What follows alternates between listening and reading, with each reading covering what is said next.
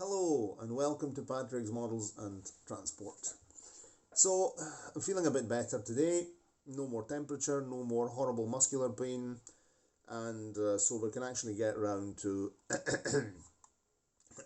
a bit of runny nose. Excuse me. Anyway, it's over but it's not over yet. We'll finally manage to have a look at the Lima Class BR39 Deutsche Bundesbahn steam locomotive, previously Deutsche Reichsbahn, and previously it was the Prussian State Railways, Class 10 if I'm not wrong. Anyway, this is an interesting model of Lima. This is a late 70s model.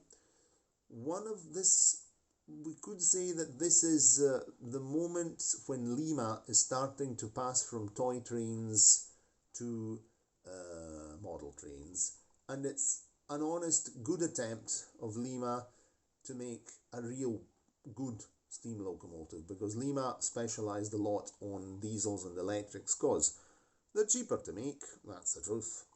Anyway, let's let the locomotive speak, and then we'll stop and we'll have a chat about it.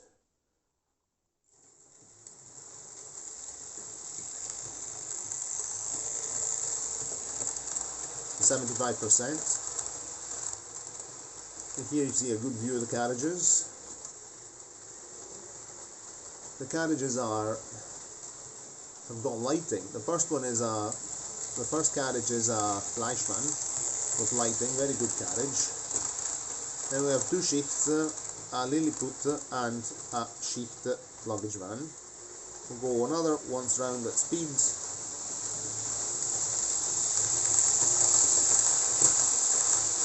Proper noises. Okay.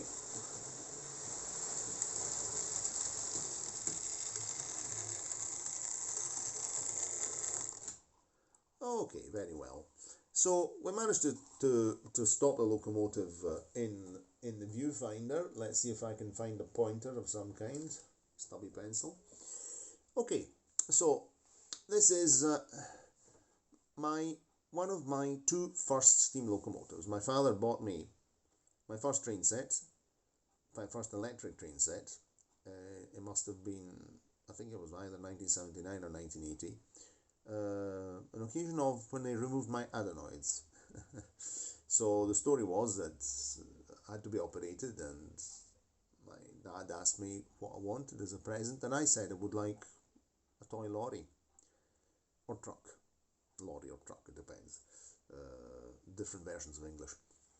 And so I went to the hospital, they operated me, they took the adenoids out, I had lots of ice cream, etc., etc. Came home, and my father came home from work one day with a train set. And with a train set, with an electric E656 Italian State Railways passenger train, and the electric locomotive, and this steam locomotive here with some goods wagons. We will actually do a video about my two first trains. That was the beginning of it all. And I remember my mother saying, but he only wanted the lorry. In this train set equipment my father bought, there was also the container handling crane, and there are two lorries. And he said, but there are two lorries. Look, there's two lorries. Anyway, okay, thanks, Dad. Anyway, so this locomotive here, as I was saying before, it has a very good motion. All the linkage is very realistic. It's actually based on the BR39. In many circles they say that it's not very realistic. Why? And I can understand why. Because this is the chassis of the French 141R, the American and Canadian built French locomotive post-war, which were either coal-fired or oil-fired. And it shares the exact same chassis and wheels, of course with different colour wheels and different types of spokes for the French version, to the extent that if I reverse this locomotive a little bit, wrong controller. I'm going on a controller that's not plugged in. If we were to zoom, a bit here, molded into the front buffer beam, it says 141R. So it's exactly the same buffer beam. And if you have a look at this and you have a look at the real thing, you'll see that there are some people say that, in particular Germans, that yes, the wheels are too small. The driving wheels are too small compared to the real Class 39, and the bogies of the tender are too French in style. So, but that's that. This was what Lima was doing. They eventually made, yes, with these two locomotives, with BR39 and with SNCF 141R, and plus other locomotives. There was another German streamlined one they made, and they made some decent steam locomotives, apart from the usual American, shunting engines. I've got one of them as well, and but Lima was not much into steam. And why? Because with the type of motor that Lima has, which is a pancake motor, and the motor is housed in here, it's set right in there. It's the pancake motor is perfect for being fitted to a bogie. And in the end, if we look at the Lima locomotive, whether it's diesel or electric, it's always got the same mechanical layout inside. So it's very, very simple, and making an electric locomotive or a diesel locomotive is much cheaper to make than to have all this stuff here. Also because we have to think that Lima was catering for the toy train part of the business. Anyway, so this is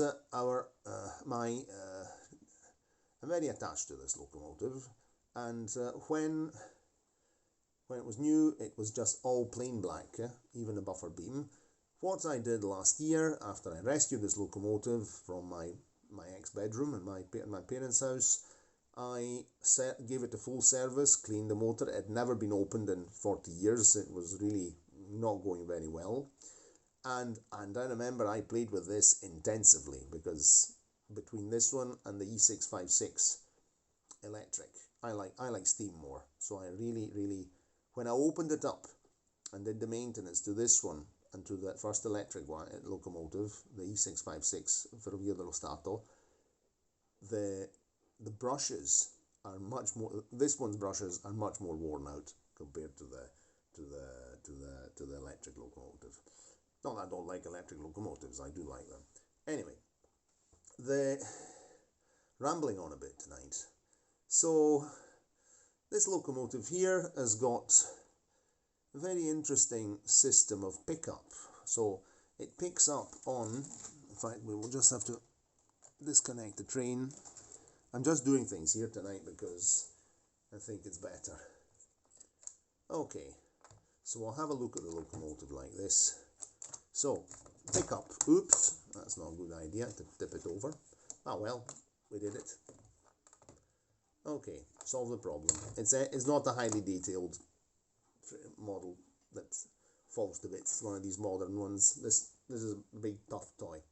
Okay, now that it's been elegantly put on its side, or tipped over, we can see how the pickups work.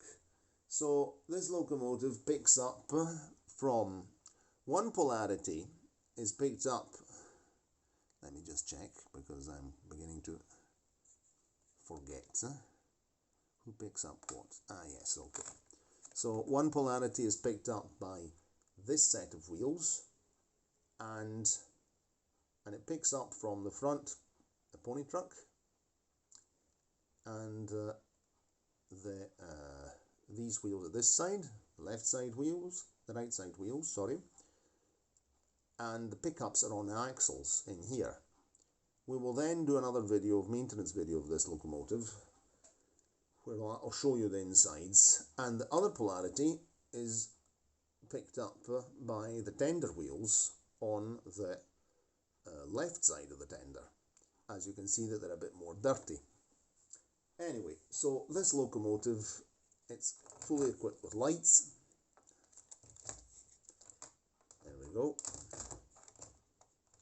Has a rear pony truck that sometimes derails when it's on going in reverse. And even the back cab here, the cab back panel like that is the French 141R. So Lima did a good job in adapting a Class 13, German Class 39 out of the 141R. But of course, if you compare this to, I don't know, the Class 39 of Märklin or even of Rivarossi, because Rivarossi made the same locomotive, yes, as we say in Scotland, it's a different pair of breeks. But this is a very nice locomotive, very pleasant to run, and I think that by painting the chassis red, I've improved it a bit, and I also painted the rear buffer bar was black as well, so I made it look a little bit, made it look a bit nicer. And of course here we have typical, this is just clipped on, and of course when I unclipped it, one of the plastic clips, 40-year-old plastic clips, disintegrated, so I just put a screw through there. So it looks pretty realistic, and then painted it red underneath, so this way it's not really visible. Okay, so the good thing of this system, so now the polarity is picked up from the tender directly from the tow bar, the drawbar, which connects to this hook under here. So if I just need to take that, catch it under there like that, and that's a locomotive connected, and on we go. Let's see if it's hitching up in that train. No, of course, because the hooks are at different heights. Okay, anyway, so are you wanting to hook up or not? Ah yes, perfect, very well. So that's that for the moment. I will, in the next video, we'll open this up, because this locomotive has a pickup system which is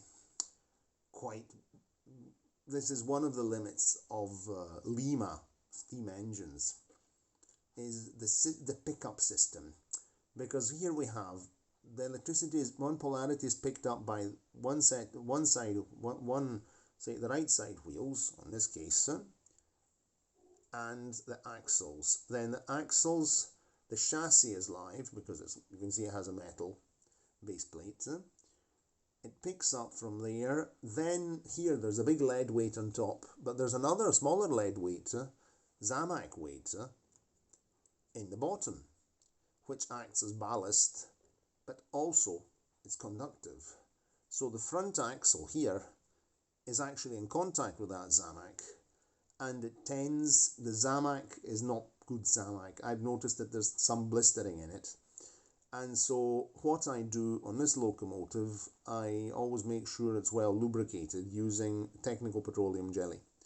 But I lubricated it some months ago. I've been running it, and what I'm going to do, but we'll do it here on the table, that will be the next video. We'll open this up, and that way I'll let you have a look at the insides as well. Okay, and also to see how Lima fitted their pancake motor to a steam chassis. But on the whole, it's a very good and very reliable locomotive. It's a very good puller. It only has one traction tyre. In fact, it's got one traction tyre on, if I'm not wrong. Yes, because this wheel picks up. Don't think we're out of focus. So this wheel picks up, but there's one traction tyre there. But with all the weight, it's really heavy locomotive, and with all these driving wheels, it can pull heavy loads, maybe with a bit of wheel slip, but it's very realistic in running.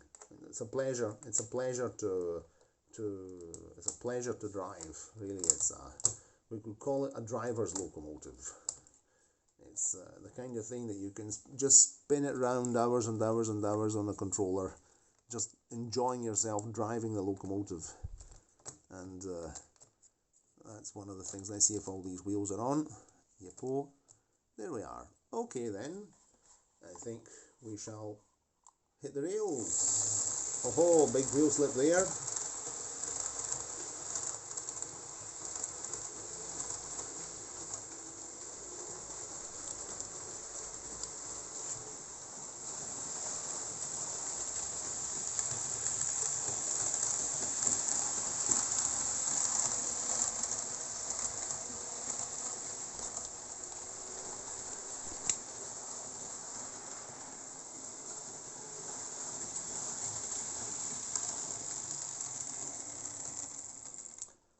So anyway, that's enough for tonight, and